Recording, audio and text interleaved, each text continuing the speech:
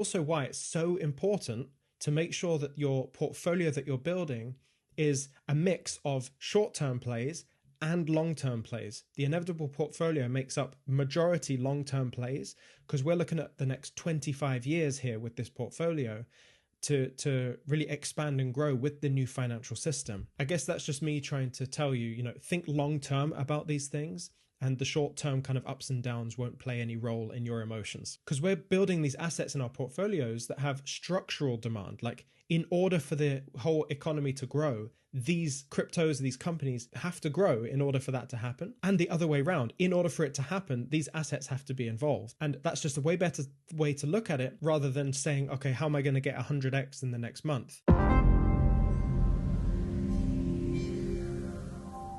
Now, quietly in the background, while all this was happening, Brazil and Hong Kong were actually doing a test between their two CBDCs to see if they could move from their own native CBDCs into the other native CBDC. I think Brazil has the DEX and Hong Kong has what's called Ensemble. These are their wholesale CBDCs. These are the CBDCs that banks will use to communicate to each other and make payments between each other. And you want to hear something absolutely fascinating that our researchers dug up here? They used Chainlink in between DREX and Ensemble to actually make that conversion, to make that instant settlement, that cross-border payment in a fully verified environment.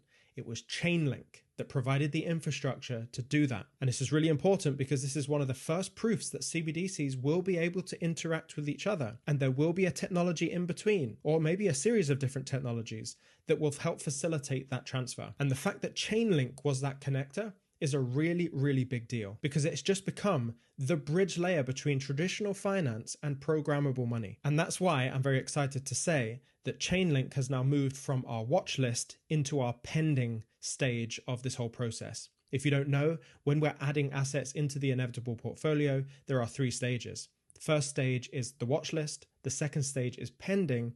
And if we get a bit more news and a bit more information about that asset in the pending file, we'll then move it into the Inevitable portfolio. And this is the kind of thing that we're tracking here, the assets that are fundamental to making this whole new system work. And Chainlink is now in the pending stage.